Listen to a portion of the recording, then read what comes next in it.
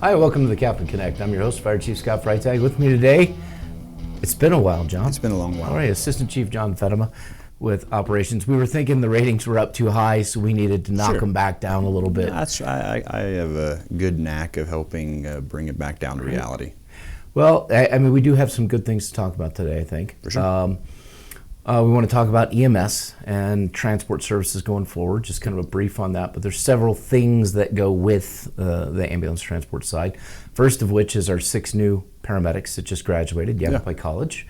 Thank you to Yavapai College. I heard great things about the program from our folks. For sure. Do you recall everyone who graduated? I thought that was your job to list everybody. So I'm going to text. I'm going to try to do it without looking at my phone. Yeah, go for it. Let's see it. Marshall, Valentine, Garrett, Tom, Wyatt. Ooh, don't forget Chris. Chris Pena. Yeah. Chris has been here a long time. It's Chris's ass. Yes. Yeah, that's awesome to see those guys go through and do so well in paramedic school. For sure. One of them, I think, finished at the very top of the class. I think so. Was it Wyatt or Marshall? I thought it was Wyatt. Probably Wyatt. Put it in the notes. You guys can argue it out. Yeah, put it out there, Kathy, the bottom. I can do that. I talked to Wyatt the other day, and I talked to Marshall. I'm pretty sure Wyatt was top of the class throughout. Sure. He's a smart guy. Yeah. So bolsters our paramedic ranks. Yes. Well, and I think that's something that we've seen constantly having to look at new paramedics. Just with retirements, promotions, and everything, we need folks continually going through that paramedic program, and great to see those guys. Like I say, even some guys like Chris Pena, Tom Nunez, who have been around for a while and have finally taken that leap to take that next step. Right. It's awesome because they come in there with a lot of experience, a lot of EMS experience that'll just add to their success as a paramedic, which is nice. Well, and I think you make a good point. We're not just putting people through paramedic school because of the transport service that we're going to be running. It's also because we have paramedics in every one of our engines. Yep. And with retirements, we have to backfill those positions. We have a lot of paramedics that are coming up for retirement. Yeah, for sure. We have more paramedics that are going to start the paramedic program at Yavapai College. I think, is it this month or is it December? This month, yeah. Yep. This month, and we have 6 more we're putting in. Yep. So great, and we just hired 3 paramedics in this last round of hiring. Offered them jobs. Yeah. We offered conditional employment opportunities. There you go. Yeah. I like it. So the other thing we wanted to talk about is we opened up internally a compliance specialist position for EMS. And that is vitally important to the transport service because there's things called Medicare fraud and Medicaid fraud, and those are not good. Not so much. It's federal. Yeah. Federal is bad. Yeah. So the compliance specialist will do a lot of Q&A, making sure our reports are solid. Under state statute, we have to bill. And so we need someone in there dedicated to checking over every single EMS report that comes in. Yeah, and I think right now, the last I looked, we had one individual that had put in for it internally, and we're waiting because it'll close next week, at the end of the week, and he will do whatever testing is needed after that it closes. But yeah, we're looking forward to that next step because obviously we are looking at October 1st now as that time frame where we will staff those units, and Chief Postula and the rest of the BCs, along with the labor, along with the crews at the stations where these are going to be staffed, have worked on what it looks like, to staff these units. What does the response model look like? What does equipment look like? Right. So we're still working through some of that stuff, but those guys have done a great job with putting this plan together. And hopefully October 1st will just kind of be that conclusion as we start to move forward with staffing those ambulances. Well, and I think an important point that you bring up is we had a lot of people that worked on how the staffing plan was going to look. Yeah. Labor was included in that from the very beginning. And now one of the last things that wasn't this labor management meeting, but the one before, it was brought up, hey, these are our sworn positions, firefighter, medics, and EMTs. Yeah. So we're adding SCBAs to the ambulance in a compartment, a basic set of forcible entry tools, a place for the gear, I think a water can, right? So these units are EMS transport, but if they respond to a fire, they are additional firefighters on the scene, which when you look at our ISO rating, and what ISO said last time was, hey, you don't have enough personnel responding to an incident. Yeah. these ambulances provide us an opportunity to add additional personnel to these types of calls.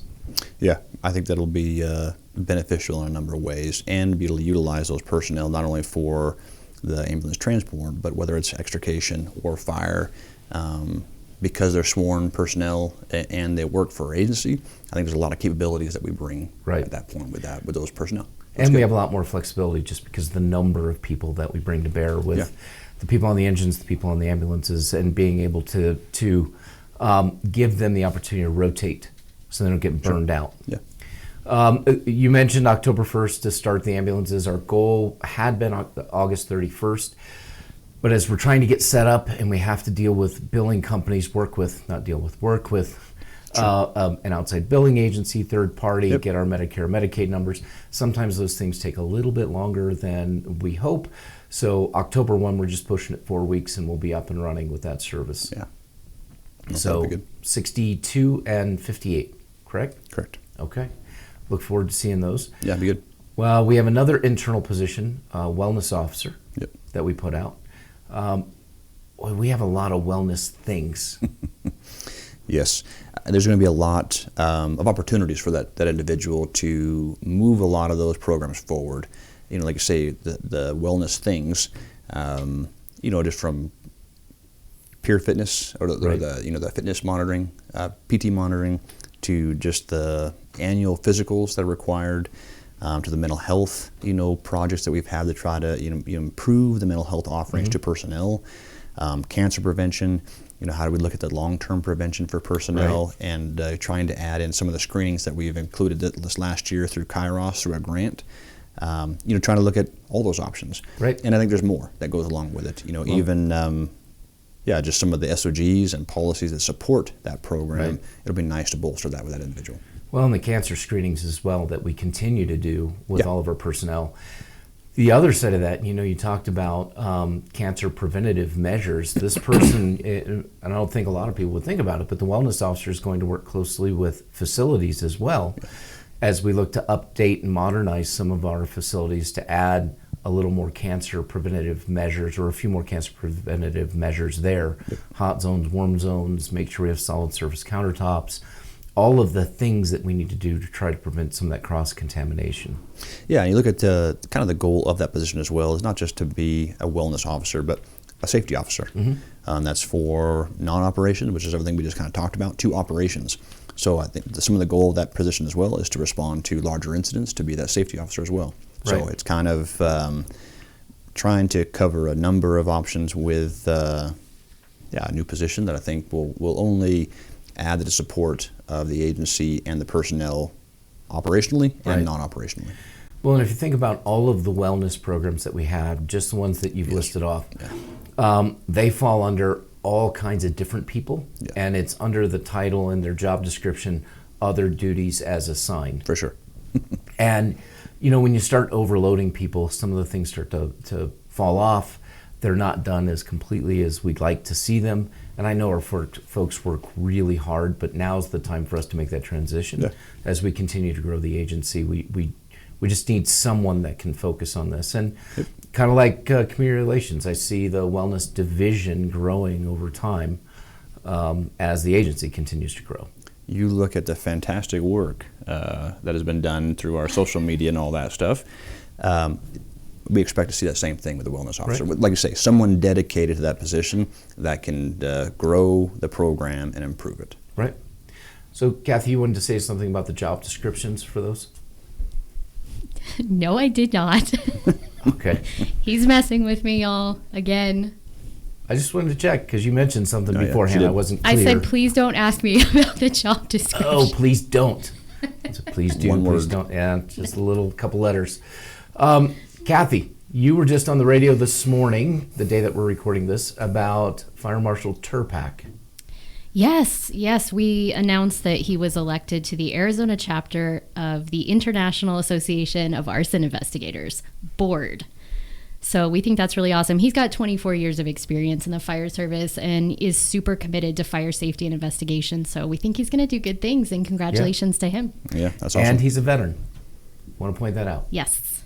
He's a veteran. He was in the Air Force like I was in the Air Force, only he was better at it than I was. So our agency continues to move forward, continue to do good things, and you see Daryl's appointment to that new position. Similar to you, your position, you're moving up through the chairs on the state training committee. Sure. Yeah. Right? Yeah. Right now, I serve as the vice chair. So. Okay. Yeah. And I just came off the board of the Arizona Fire Chiefs Association after 9 years serving on that board. So I think when our community looks at Central Arizona Fire Medical Authority, we're so much more than just your local fire department. We really work at the state, regional, and the national level to move things forward for our constituents and for our members. Yeah, no doubt. And I think, like I say, it's to support not just the community and the agency, but the community as a whole. Right. Benefits from the opportunity to participate in these programs. Yes, yep, absolutely. Well, John, thank you so much for being here today. I know this is probably one of our shorter podcasts. Yes, you're welcome, Kathy. And I know how excited you are for that. Kathy, do you want to talk about how excited you are that this is shorter? I'm very pleased. I hope we get great views and great engagement. We'll have tens. People start and stop it. Hey, we hit the 800 mark. We have over 800 subscribers now. Strong work. Well, I mean, that's pretty cool. It is, and that's great work on your part. And we are going to be hiring somebody to assist you soon. Tell us about that. Yes, we will soon be posting for a multimedia specialist. We're pretty excited about that. It will be soon, too. I think within the next couple of weeks, possibly. Yeah, I think so. Just need to find a place to put them. Wherever that is. It could be in the kitchen, I'm not sure. But, well, John, thank you. Kathy, thank you for producing this again. Appreciate it. Thank you, Chief. Yep, to all of you, have a great weekend.